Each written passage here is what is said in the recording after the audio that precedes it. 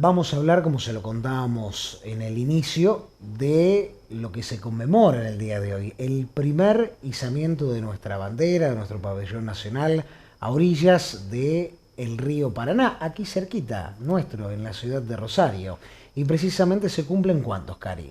212 años, no le iba a decir que cuánta historia que tenemos en Sí. nuestra provincia, cuánta historia que tenemos en la provincia de Santa Fe y tan cerquita. Y un 27 de febrero de 1812 ese primer izamiento. Vamos a hacer contacto con una historiadora que le vamos a estar preguntando porque me imagino que debe tener Es el que mucha sabe, información. es Es el el que que sabe sabe. realmente. Roberto Colimodio Galloso, Roberto, el gusto en saludarte, perteneciente a la Asociación Sanmartiniana también. Buen mediodía para vos. Muchísimas gracias, chicos. Bueno, un placer hablar con ustedes siempre y para el Canal 4 de Roldán, que me convocan a estas efemérides y es un gusto, realmente. Bueno, hablamos de este primer Y dispuesto a las izamiento. preguntas, ¿eh? Bien, bien, Sí, eso es sí. lo lindo. Eso es lo lindo. Y hablamos de este primer izamiento. ¿Cómo se dio? Porque también hay mucho de lo que se dice en cuanto a la creación de la bandera, a los colores, a las cosas. ¿Cómo se dio justamente allá por 1812 que se termina enarbolando, izando a orillas del Paraná? Bien, te hago un breve contexto. ¿Qué hacía Belgrano en Rosario? Había marchado desde Buenos Aires a Rosario a supervisar la construcción de las baterías en- para resguardar el río Paraná e impedir que los realistas remontaran el río. Las baterías eran obviamente puestos con cañones que intentaban demorar o persuadir a los barcos enemigos, y en ese momento se encontraba Belgrano y ya venía con ganas desde la campaña del Paraguay de hacer un distintivo que diferenciara a los buenos y de los malos, ¿no?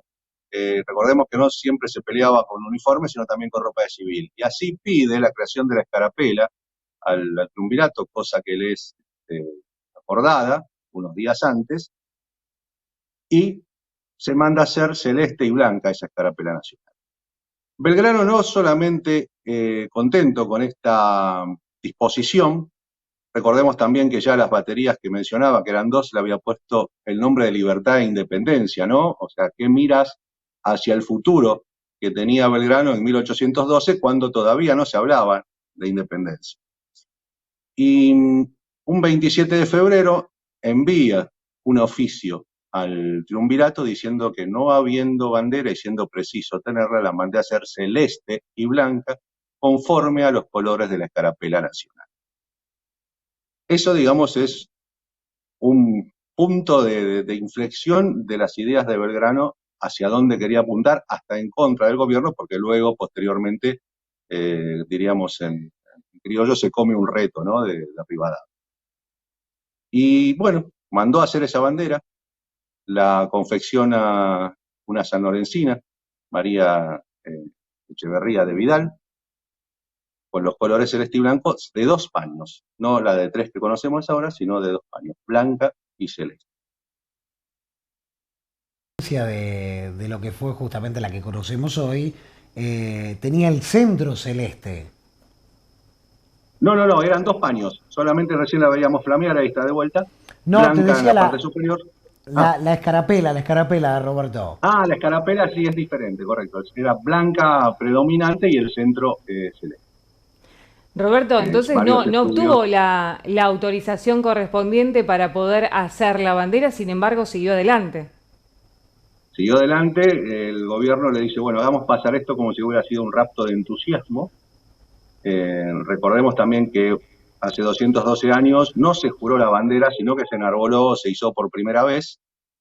El encargado fue la mayor autoridad civil que estaba presente en Rosario, que fue el santafesino Cosme Maciel, y quien fue al que Belgrano le dijo, ate bien alto esta bandera para que flamee por siempre. Palabras más, palabras menos, ¿no? Y fue, digamos, este hombre, Cosme Maciel, que me llega de cerca porque luego se radicó en Mis Pagos, ¿no?, en Avellaneda, provincia de Buenos Aires, ¿no?, es cuando tuvo diferencias políticas con el brigadier Estaunira Blómez. Tenía la ciudad por cárcel, y acá fue pulpero, hizo su vida, su familia, y falleció en Avellaneda en el año 63, 1863. es también recordar al primer abanderado, ¿no? Quien fue Bien. el que tuvo el honor de izar la enseña patria. Y la bandera, como bien vos decías, prosiguió su camino a pesar de la desautorización del gobierno, ¿no? Se viralizó, diríamos hoy, y después se siguieron sucesivos izamientos. Por primera vez flameó en Buenos Aires en agosto de 1812, donde hoy está el obelisco, donde estaba en ese momento la iglesia de San Nicolás de Bari. O sea, la bandera, como bien lo pensó Belgrano, como símbolo nacional de unión de los pueblos, prendió enseguida. Bien, fue instalada allí rápidamente, o sea, como vos decís, después fue utilizada en diferentes lugares y allí se empezó a adoptar. ¿Cuándo oficialmente tuvimos como nuestra la bandera y como la conocemos hoy en día? Recién, luego de declarada la independencia, en el Congreso de Tucumán en 1816, se dispone que la bandera sea, como se viene usando actualmente, celeste, blanca y celeste. Luego se le agregó el sol, que era bandera de guerra, y posteriormente, recientemente, ya, digamos, la bandera incorpora solamente el sol para todo tipo de uso, ¿no? Antes los civiles no podíamos usar la bandera con el sol, era solamente de guerra y de reparticiones oficiales, diría gubernamental, pero ahora, ya desde hace unos pocos años, la bandera de 3 paños con el sol nos representa y los podemos usar todos, ¿no? Hacemos antes referencia, Roberto, de tomar contacto contigo, de cuántos lugares históricos que tenemos nosotros los santafesinos, nosotros en la zona en la cual estamos a escasos minutos de decir la ciudad de Rosario, con el primer izamiento de la bandera, con el monumento allí a la bandera, cerquitas de San Lorenzo y lo que fue y lo que significó la batalla del General San Martín en suelo también santafesino, y que estamos a escasos minutos y que muchas veces terminamos sin valorar, sería la palabra, de destacar, de aprovechar, busquémosles la palabra que queramos, pero que no lo sentimos muchas veces parte o propio, estos hechos históricos que hicieron a la liberación de nuestro país y que los tenemos muy cerquita nuestro. Santa Fe tiene la suerte de tener en sus tierras, nuestros 2 principales padres fundadores tuvieron protagonismo allí, ¿no? Como bien vos decías, el combate de San Lorenzo por San Martín, único que peleó en lo que es hoy el territorio argentino, y un año antes Belgrano, izando la bandera por primera vez, ¿no? Y tenemos un hermoso monumento para recordarlo. Tenemos el propio San Lorenzo, que el convento se mantiene con muchas partes de esa época, y a lo que a mí me gusta decir que visitarlo es estar en contacto con la historia tangible, ¿no? Que se puede respirar, pisar y estar en los mismos sitios que estuvieron estos grandes hombres, ¿no? Y eso creo que tiene que aflorar nuestra argentinidad, ponernos la piel de pollo o de gallina, y realmente creo que sí, que hay que valorarlos, ¿no? No ponerlos en valor, porque están bien puestos en valor, pero valorar y sentir un poquito esa argentinidad que nos aflora en los mundiales, pero que también nos aflore todos los días, ¿no? Bueno, y uno de los ejes fundamentales para poder valorar cada una de la historia que tenemos, porque pensamos en todo, pensamos en las batallas, pensamos en la bandera, es poder conocerlo, lo fundamental de conocerlo. Como siempre decimos, para querer algo, para amar a algo, primero lo tenemos que conocer, y que es fundamental desde las primeras edades, desde el colegio. Bueno, muchas veces se replantea, ¿no? Cómo conocemos la historia o cómo es ese acercamiento a la historia. No se ama lo que no se conoce, Exacto. como bien vos lo estás diciendo. Y realmente, bueno, desde el punto de vista de Santa Fe también es muy rica la historia familiar, ¿no? Porque tuve la suerte de estudiar sobre el combate de San Lorenzo y también sobre mucha genealogía rosarina y santafesina, y aún hoy hay muchísimos descendientes de aquellos hombres y mujeres que dieron su vida o su esfuerzo para que hoy tengamos una nación justa, libre y soberana, o al menos lo sigamos intentando. Falta mucho todavía, Roberto. Parece Aprender, que nunca se acaba, pero bueno. claro, no, me quedo con esto, aprender un poquito de los valores que nos han dejado estos dos que nos han representado tanto, como lo fue Belgrano y como lo fue San Martín, y pareciera que con el correr de los años seguimos repitiendo historias, pero que no aprendemos de ellas.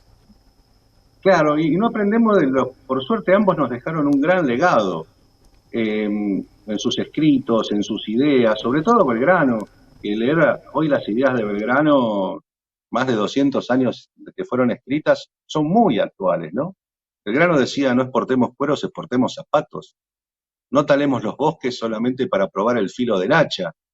Seamos inteligentes y no acabemos con el ganado, con la cría de chinchillas, de guanaco, solamente por su piel. O sea, era un hombre que tenía una mirada a futuro y un proyecto de país muy, muy interesante. Incluso critica las importaciones que se hacen a los ingleses, hace mención del comercio con China. O sea, hay un montón de cosas que hoy son tan actuales y que realmente Belgrano las escribió hace 200 años y no son nada complicadas, no son fórmulas económicas ni macro o microeconómicas, ¿no? Son las ideas que él pudo estudiar en Europa, apenas sucedidas o apenas salidas, y quería aplicarlas en nuestro país. Él mandó relevar los caminos, si había puentes sobre ríos y arroyos, cuando estuvo trabajando como fue el presidente del Consulado de Comercio. Eh, en Buenos Aires, o sea, esas cosas hablan de un hombre con una idea y proyecto de país muy interesante. Y lo mismo San Martín, ¿no? Que tenía otra extracción cultural, porque fue un militar y Belgrano siempre fue civil, un hombre de letras, pero puesto a militar, y bastante bien lo hizo. Ambos grandes amigos, ambos que cambiaron grandes ideas y nos han dejado también muchos tips, diríamos hoy, para seguir intentando ser buenos ciudadanos, sobre todo, y formar un buen país. Roberto, como siempre, el gusto de charlar contigo, de poder hacer un poquito también de historia y por tratar de plantearnos allí en el llano las distintas ideas también, en este caso de Manuel Belgrano. Muchísimas gracias, como siempre, ¿eh?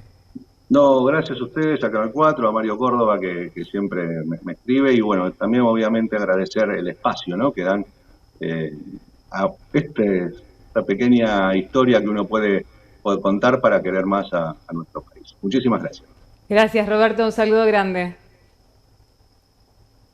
Muy bien, allí estábamos con el historiador en este día importante que muchas veces pasa desapercibido. Mientras Roberto hablaba, pensaba y reflexionaba por qué nos cuesta tanto querer y conocer nuestra historia. ¿Por qué siempre nos cuentan o en realidad no nos interesamos por conocer tanto y sabemos una parte o algo acotado nada más de la historia? Algo de Belgrano simple, algo de San Martín simple y ahí nos quedamos. Y como él decía, hay tantas ideas que hoy en día son actuales. ¿Son transmitidas realmente esas ideas, esos conceptos en lo que nos enseñan en la escuela?